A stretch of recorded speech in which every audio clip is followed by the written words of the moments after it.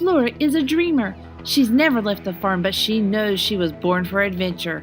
She wants to be a sled pig. As Flora is off on her adventure to Antarctica, she knows that she'll need her friends by her side to make it. And thanks to Alaric, Oscar, and Sophia, not even a shipwreck will stay between Flora and her dream. As the ship captain says, you never know where brains and talent will come from. They just might come from this brave pig.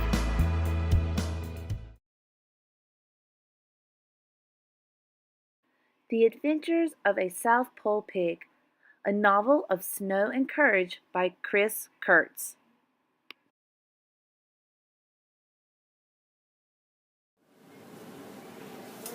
Mama, why do we live in a cage? Flora dug in the dirt at something hard and rusty. Honey, don't do that, her mother nosed away.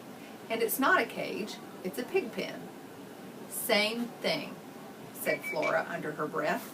How unlucky she was, born with adventurous hooves that were stuck inside a pen, but she wasn't giving up.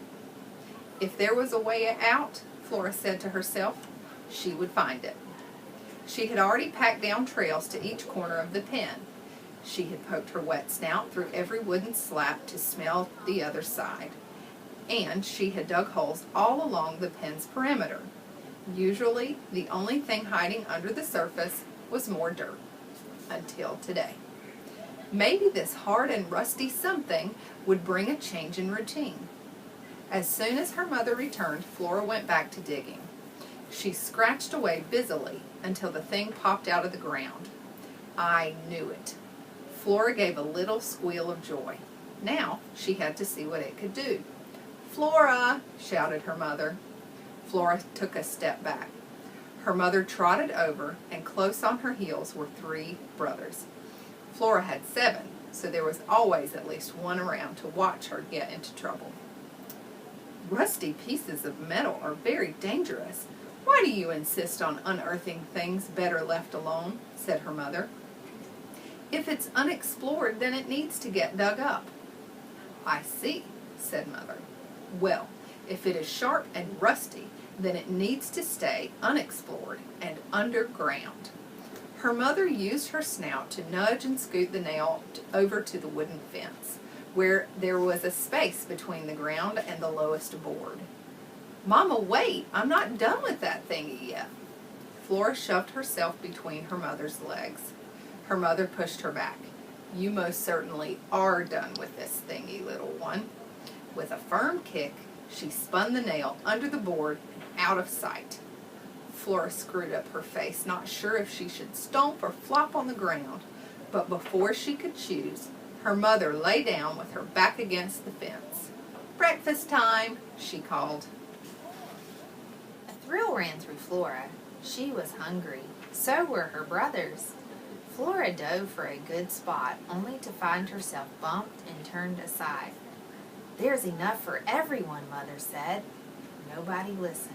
But Flora, the firstborn of the litter, had sturdy shoulders and strong back legs. When she failed to push through, she had other ways to make room for herself. Standing on her brother's ear usually created an opening. And if that didn't work, she'd use her sharp teeth. Flora found that if she chomped down on her brother's tail, she could count on a loud squeal and an open space. A girl had to fight for her food in this family, except against little Alfred the runt. If he started sniffling, Flora made room for 2. After breakfast was nap time. Little pigs with their tummies round and full of milk flopped against one another on the ground. But Flora thought piglets spent too much of their lives sleeping. Today she pawed her brother's knee. "Sam, wake up!" Sam grunted. He didn't move. Flora went over to Tommy. His ear was flopped open. "Boo!" Tommy's head snapped up.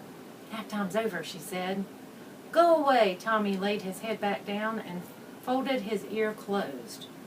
Flora returned to Sam. She thought about standing on his tail. Just behind her, someone else grunted. When Flora turned, she saw Alfred smiling and twitching in his sleep. "Alfred, She walked over to her littlest brother, who opened his eyes. "It's time to go exploring." "Flora, I have a full tummy, and that always makes me sleepy. Besides, we explored the whole pen yesterday, and there wasn't one new exciting thing." "What about that nail I just dug up?" Alfred closed his eyes. "New, but not exciting." "Fine." Flora turned her back. She had to admit he was right. But if anything exciting ever did pop up, she'd be the first to see it if she kept exploring. She trotted over to the manure pile, Flora's favorite lookout. It was the highest point in the pig pen and the only place Flora could hope to see anything interesting beyond her small world. She gazed past the shade of the pig pen roof to where the world was bright and sunny. Sunny junk heap, sunny grass, sunny cornfield, sunny gravel road. A familiar sound floated in. Flora cocked her head to one side to listen. Dogs. They were barking again. Now, seeing a dog would be exciting. What would it look like, she wondered? Woolly like a sheep? Horned like a bull? Single-hoofed like a horse? Or double-hoofed like a pig? One thing was sure. Dogs made more noise than all the other animals put together. As the barking died down, Flora tilted her head up at the pig pen roof. Sunlight poured through the little holes, showing bits of dust in the air. Flora moved so that one point of light landed on her front leg. This was as much direct sun as Flora ever got. She lay down carefully so that the spot of light stayed on her leg, and she watched it. It looked like a little star. Mother had told her about the points of light that came out at night, like 100 eyes watching and twinkling high above the world. Flora wished she could see those eyes. When the spot of light moved off her leg, she scrambled up and this time looked all around. Behind her was an empty pig pen. To her right was the open side of the barn. Flora could see through it to the 3 horse stalls on the far wall. Only one had housed a horse for the last 3 days. Nessie was quiet, except for when the hooves knocked against the wooden walls. Flora turned back to the sunshine and the junk heap. There were old tires, machine parts, wavy rafts of chicken wire, and broken tools that lay where they had been tossed. In the middle was a wheelbarrow with no wheel, and in its body was a green garden hose coiled around a white furball. Flora looked again. Was that a dog? The furball stretched and yawned. It had a black ear and a mouthful of sharp teeth. Flora's front knees trembled. This was new and exciting. The creature stepped down from the wheelbarrow and walked carelessly toward the pig pen. Should Flora warn her mother? No, she could handle the intruder. She crept off the manure pile and pushed herself close to the fence where the furball might enter. If it was foolish enough to step inside a pig pen guarded by a fierce, sharp-hoofed piglet.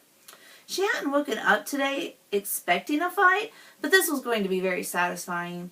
If some prowling food thief thought it could sneak into her home, Flora was just the pig to teach it a lesson. She crouched.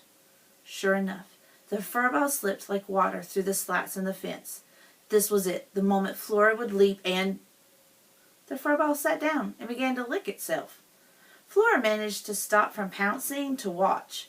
Its little pink tongue went in and out of its toothy mouth, licking the fur in front and then working from one side to the other. This was perfect. It was so busy it would never see her coming. Flora gathered herself and then launched. "Hi-ya!" she squealed.